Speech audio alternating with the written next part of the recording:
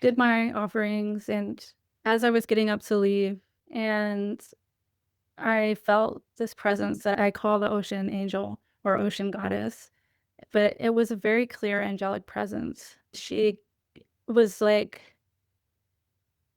above me in this very ethereal light and magical way. And she said, "We will get through this." And that was it. It was just like a breeze that came and went. But in that time, I had a complete knowing. Welcome to the Enchanted Earth Podcast, where you will hear stories of nature with the power to transform our lives. These sacred stories are begging to be shared now. So listen in as my guest today shares one of their own. So welcome, everybody. Today we have with us Anastasia Michelle, and let me tell you a little bit about her. She's a spiritual teacher and intuitive healer who co-created a miracle recovery from terminal cancer through deep connection with Mother Earth. She's trained in Andean shamanism, Kundalini yoga, and life coaching, and has been assisting women in developing their intuition, recovering power, and reconnecting to the magic of life for over 14 years. So welcome, Anastasia Michelle. Thank you so much. Thank you. So what an interesting story. I'm interested in diving into kind of this experience that really, I guess, awakened you to another level of healing that you hadn't noticed before. But before we get there, I'd like to learn a little bit about your childhood and the land that raised you, talking about your connection to nature.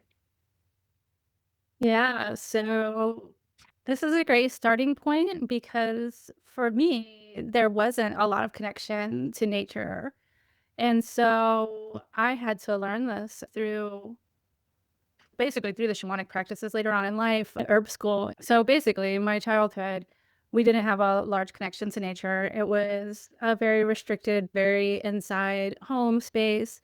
And it wasn't until I was in my teens, early teens, that I decided to do herb school and really start to connect with Wow. nature.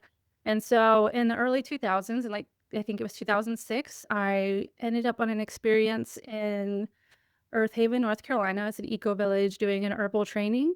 And in that time was when I really had this powerful connection with the land.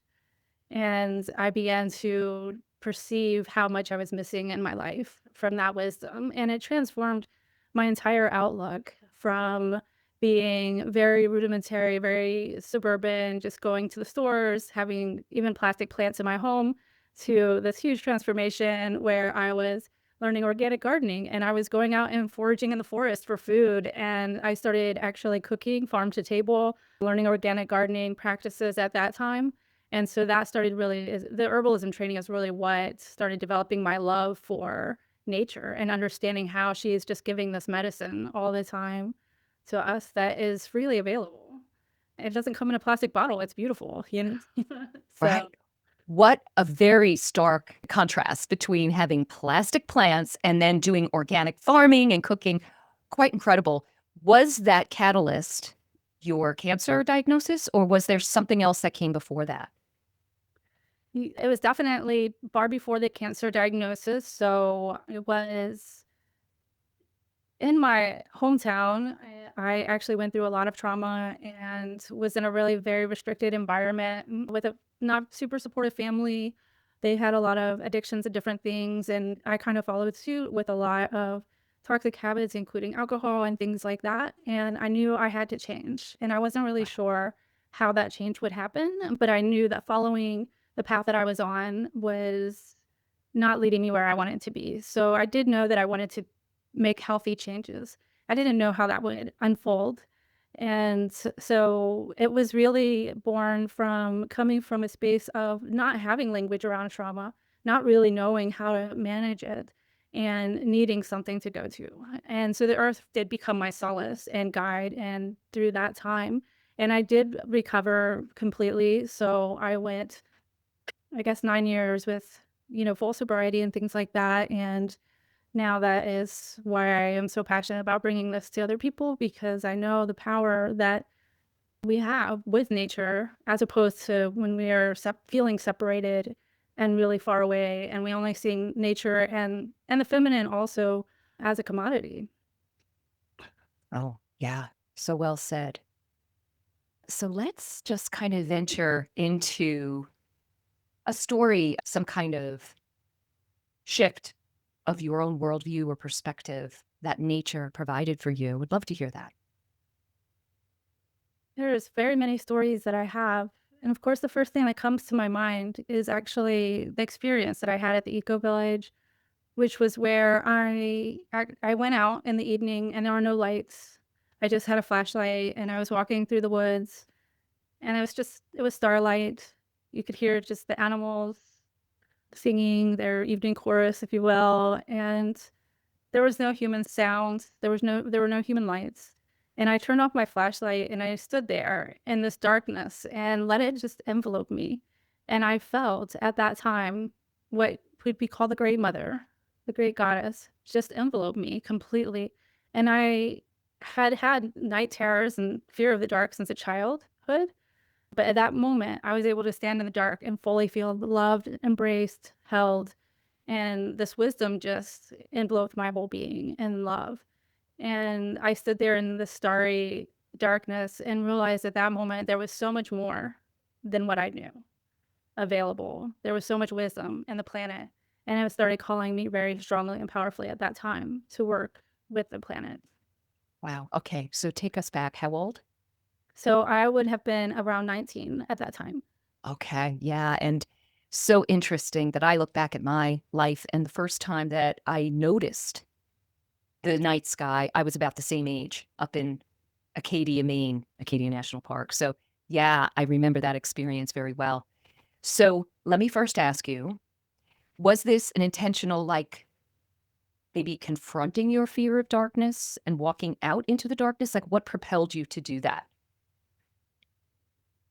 I have to say, I don't know that I've ever asked myself that question. And Mm, so it's good to reflect on that a bit.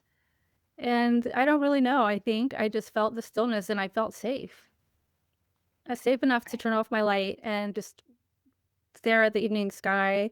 In the eco village, there was a sense of safety because it was away from the city or urban areas. You knew most of the people that were there. There wasn't a lot of people there at that time.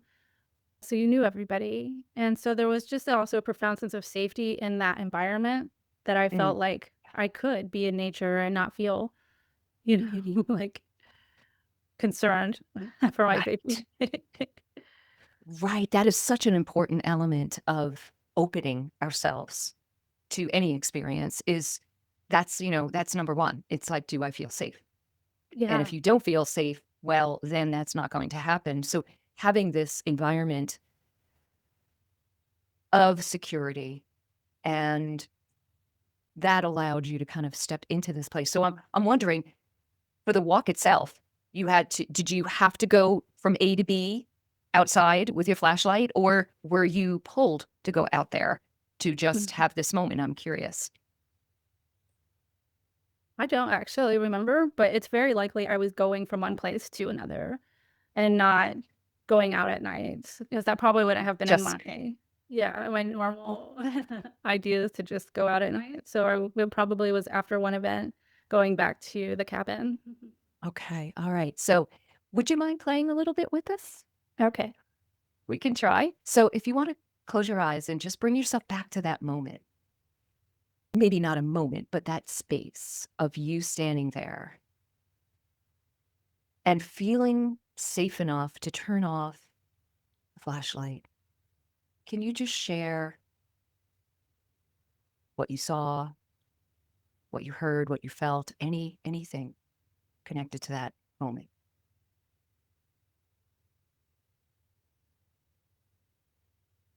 Well, it was summer. It was warm. I was in sandals, so I could feel kind of the grass tickling my feet. I couldn't see very much because there were lots of trees and it was very dark, the most dark I've ever had known. And it felt like a different kind of dark. Like instead of the dark, like the shadows or the fears, it was the dark of the earth. It was the deep soil, that potent space.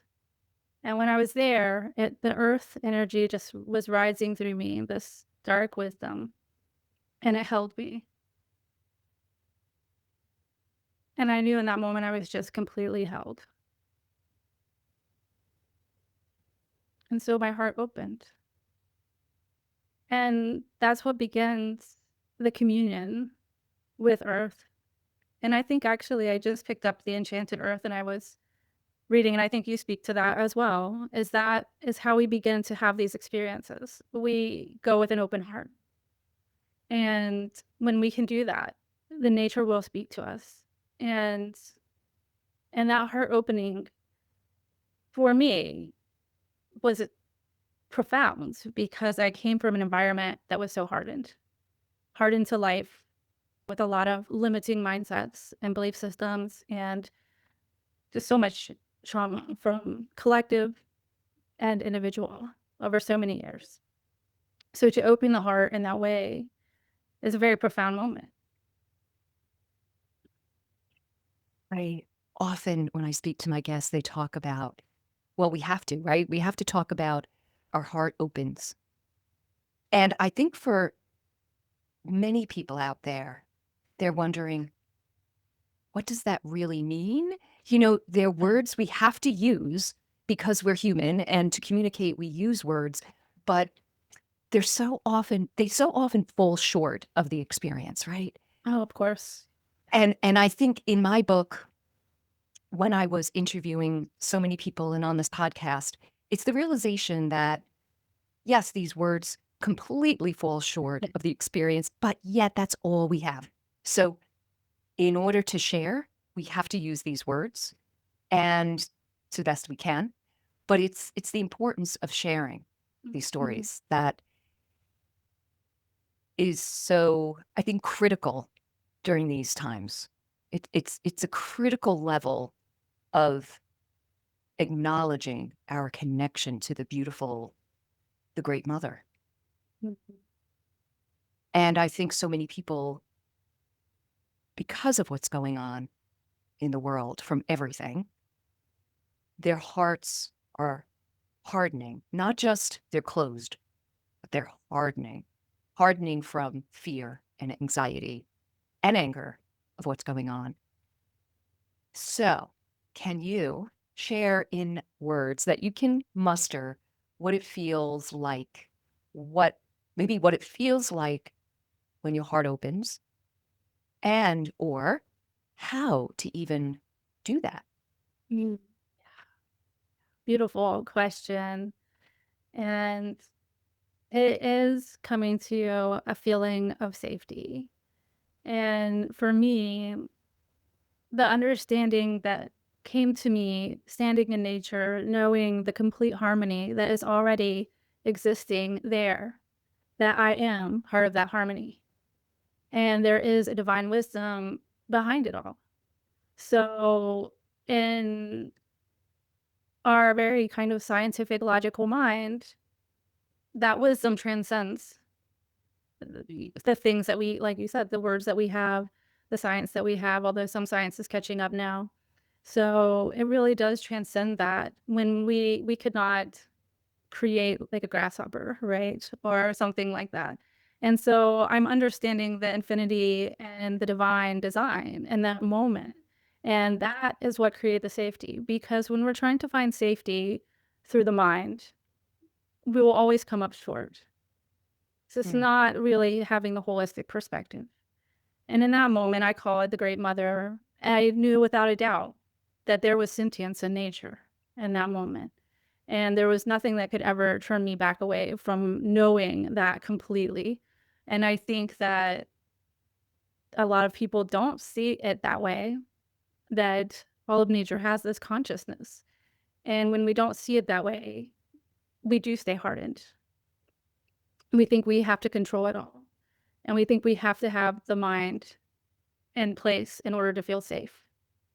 When really, when we do open our heart, which is a vulnerable thing, if your heart has been broken and you've been through abuse, whatever, all the things, there is a safety mechanism there. So finding that safety is first, and grounding can create a sense of safety so we can speak about in energetic terms, the root chakra, which is our safety and our stability. Grounding will strengthen that. Our connection with nature will strengthen that sense of safety. And that will help create an environment for our heart to open. And for me, when I really started having the more profound mystical experiences through my shamanic training, I mean, that was profound, but I would say maybe that's not the right word. When I started having maybe more clairvoyant experiences through my shamanic training, it was a heart opening that was created through gratitude and through music, like shamanic drumming and journeying and things like that. So being in a lighthearted, grateful for all of life kind of place, that gratitude will initiate heart opening for sure. Yeah. Yes. So true. So true. And I love how all of my guests share their own experiences, their own path, because there's so many ways to this awakening, to this knowledge and wisdom of the earth.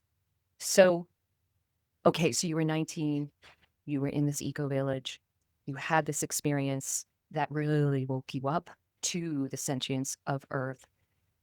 Now, take us to the you who was diagnosed and what was going on in your life then, and how your awakening helped you, and how you realized, oh, there's so much more. Right.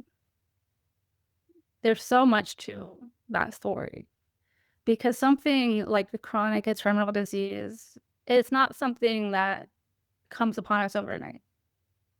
It's something that comes over time and repetitive actions that are counter to our natural state of being, which we have so much of that. So to speak about trauma or social limitations, social stress, chronic stress, we all have some of this. And I happen to have a lot of it. And even though my earth connection was helping over time, I actually really struggled getting out of very toxic relationships because of my early childhood and those patterns and that conditioning. And so I stayed in some very, very stressful relationships for far longer than my body could manage that chronic stress. And so I was trying to create control through the mind still. And in that, I was overworking myself and not resting and not sleeping well. And all of these things started to just pile up. And I had a high stress job. I was working with mental health also. So I was working with people who were in really very high risk, challenging situations. And so there was that stress on me as Whoa. well at that time. And it was through COVID. And I would say I did pretty well through the COVID period of time. So my diagnosis came in 2022, and I had been misdiagnosed prior to that, which is why it was so bad. And I was diagnosed with stage 4 terminal cancer, which means it was terminal, and that they really couldn't offer any kind of help besides pain relief. I was given 4 months to live, and that was my original prognosis. And it came as a total shock to me because from the time of the herbalism experience, from that time, I had really gone down the path of holistic wellness, holistic health, coaching, other shamanic training, anything I could do to heal, to become more whole. And so I was definitely in a state of complete shock. And I really did not know what to do at that time. I had a lot of tools, fortunately, that I could lean into, including the yoga, including my connection with nature. And fortunately, I did have those because what transpired after that time was a strong, strong need for me to advocate for myself and to have healthy boundaries, which is not something I knew about. And I will also say that there's a work by Gabor Mate. It's called The Myth of Normal, and he speaks to this in much more depth than, a podcast can. But how social systems create these chronic stress and chronic problems, and how women are especially susceptible through the kind of people-pleasing type of conditioning programs that we have. And there's so much more to it. There's so many layers. However, what I had to do was, really come into my practice and hear what my body wisdom was actually telling me. Not to do the right things, but to actually start hearing what is my actual body wisdom speaking to me. Oh my gosh, that is so true, right? We automatically think, what do I have to do? When the answer, the true wisdom comes from, what do I have to be? Who am I already that is not able to be expressed? And so that was really the uncovering who I am already that has not been able to be expressed because of, for me, toxic relationships. A lot of, For many people, yeah, throat chakra is such a big challenge, probably for all of human history. But Yeah. we're recognizing it now, right? For fear of, from fear of being judged by others, we cannot be our true self, so we mimic other people around us Absolutely. who are probably not even being their authentic selves. So, what's acceptable? And we take that in, and it's not usually a conscious thing. It's almost always subconsciously. Who is acceptable? I should be like them. It's safer. Yes. And in our environment, what I have learned from branching out and going my own path is in some ways that is considered safer. And so since we agree to that at such a collective level, there is some truth to it. Because having support along a kind of unconventional path for me has been very challenging. And so I wouldn't have it any other way. And it's because the connection with myself and the earth is so enriching my life. And so I wouldn't change it. However, I understand this is what we've agreed to. And it's been, imposed over the centuries as well, that we do not speak from our heart truth. And I think that is one of the big shifts going on right now today, because I think a lot of people are opening to that, and they're recognizing that they're not following their passions, their loves, and they're starting to really explore. So many of us have, for a majority of our lives, we've been seekers. What is it that's my soul's calling?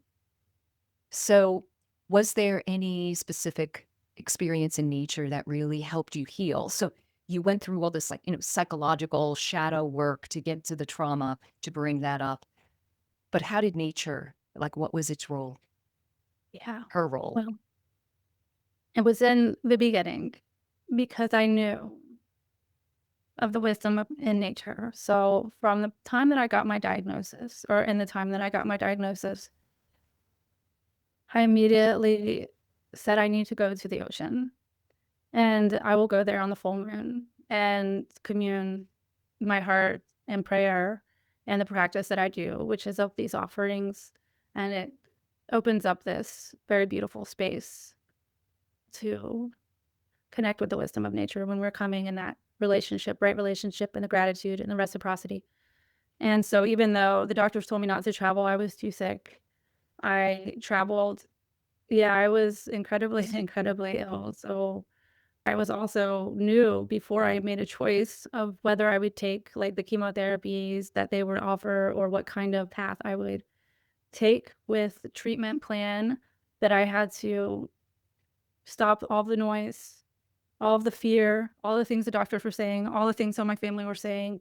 And I had to really find my inner strength and my inner wisdom. So I took this 10-hour trip to the ocean in middle Florida, and to a place that I've gone to very often, and went out on the beach there and sat for as long as I really could at that time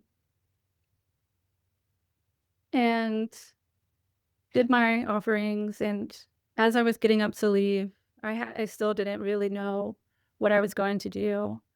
And I felt this presence that I call the ocean angel or ocean goddess, but it was a very clear angelic presence that was connected with the ocean. And she was like above me in this very ethereal light and magical way. And she said, "We will get through this. You will get through this." And that was it. It was just like a breeze that came and went. But in that time, I had a complete knowing that I would get through it. And I knew what to do for my treatment plan. I knew that I was going to decline the chemotherapy. And in that moment, I had just full knowing. And so that hope is what drove me to be able to face the later shadows and the later challenges, because there were so many challenges that came after that.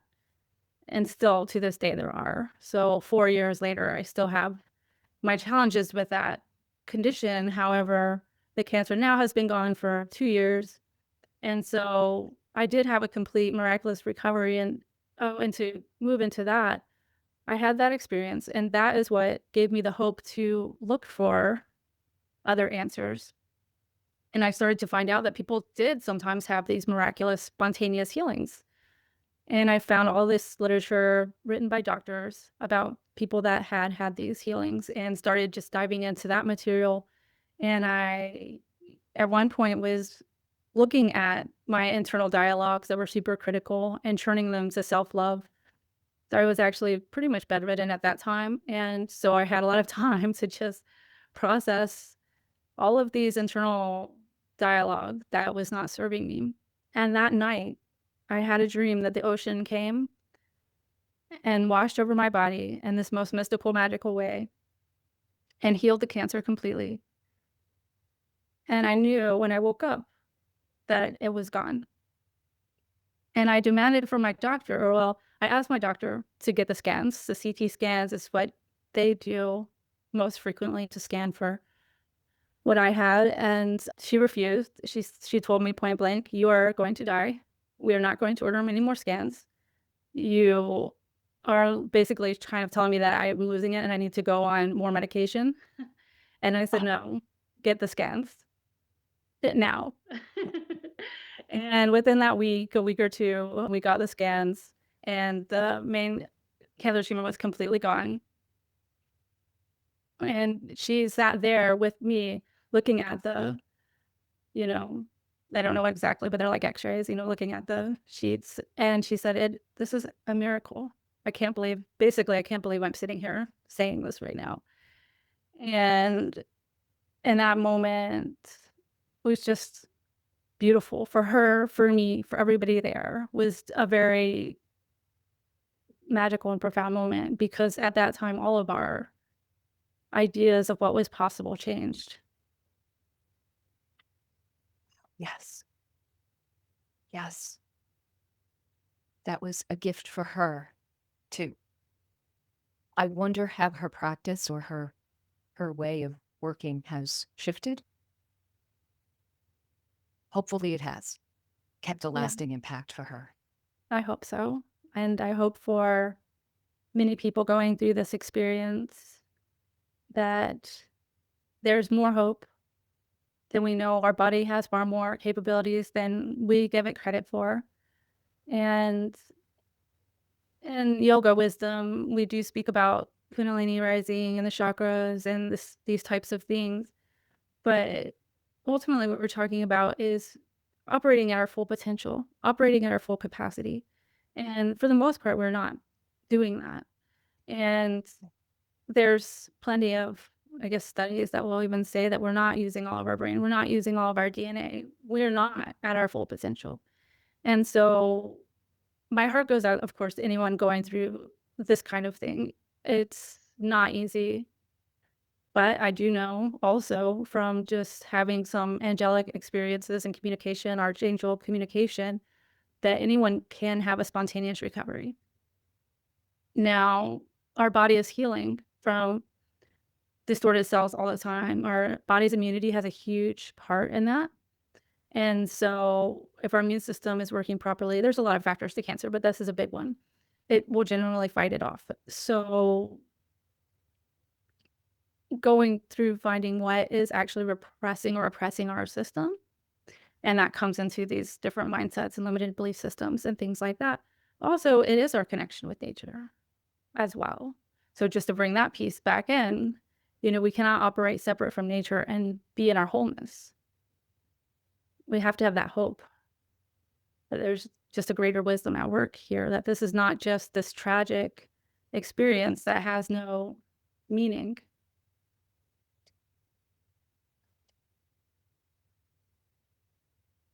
Wow. That was really, really powerful, really powerful. And I hope it helps many listeners out there. Now, I know you have a beautiful oracle deck that you're preparing to get out into the world. Can you tell us when that might be, when is it scheduled to be ready? So I am hoping that it's out by the end of the year. However, the timeline is not clear right now. It's in the works. And I can imagine your inspiration is coming from your connection to the angelic realm. Yes. So this work has been a beautiful co-creation. So I'm creating the oracle deck. It's called Voices of Gaia. Originally, it was going to be a book about these mystical experiences in nature and how we can learn from the animal kingdom mostly, but really all of nature. And because I was having these experiences like the ocean experience, but also with different animals where when I would connect with them, immense wisdom was coming through. And the timing was so perfect and synchronistic. When I was in my flow, these things would just occur, these very magical experiences. And there's so many I could speak to, but I guess for one, when I went to Colombia with my shamanic training, I started having these visions of the macaw, which is like a red kind of parrot that has just this beautiful plumage, and it was coming as this guardian spirit to my field, checking me out, kind of, who are you? What are you doing here? And it was really beautiful to know that all these creatures have their purpose that is greater than just being too. We have this purpose in the world, and humans do also, a purpose in the planet. And this macaw is a guardian spirit, among other things. And many of the animals have these kind of dual roles. And even if you consider how like squirrels kind of help maintain the trees and things like that, even from the small creatures. And for humans, it is part of our role to transmute, I would say, emotional challenges. That's part of our role on Gaia. And so we all have a role that's very specific. And with the Oracle deck, I'm bringing forth these different roles of these creatures and these beings, and a magical way that can help that gives direct guidance for specific days, but it does also have this angelic transmission component that has been through my work, specifically with Archangel Michael, has been really helping to create specific transmissions with this oracle deck that is super empowering. And I don't know how to explain that to someone who doesn't have the experience of having like a download or a transmission, but essentially it's an activation in your energy field that can empower you to do different things. And they're all so different, but it can be just something simple as heart healing, but it can be more like such as an activation of more clairvoyant capabilities and things like that. So there's sacred geometry embedded into the deck and the pictures. And that also has an activating component. So that's kind of the basis of our creation, is the sacred geometry. So that's super healing also. Yeah. Beautiful, beautiful, Anastasia. And I'm going to put the links to connect with you in the show notes. So anyone who would like to reach out to work with Anastasia. Highly recommend it. Do you have any last words for our listeners?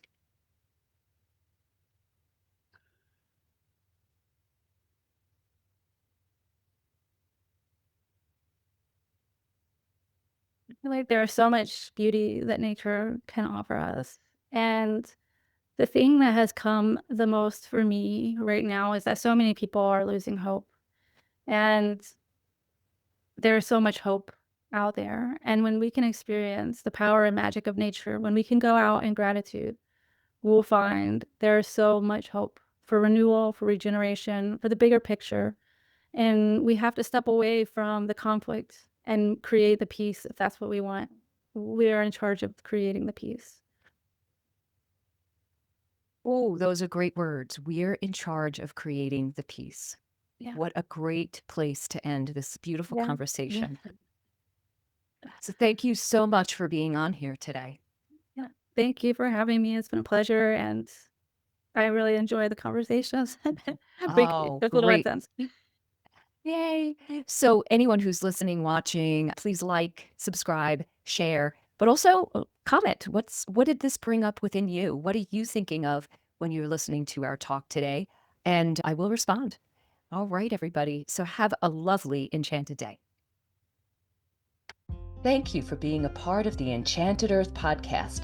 Please hit the subscribe button so that you'll know when we publish another inspiring episode. Check out my book, The Enchanted Earth, available wherever online books are sold. Thank you and have a magical day.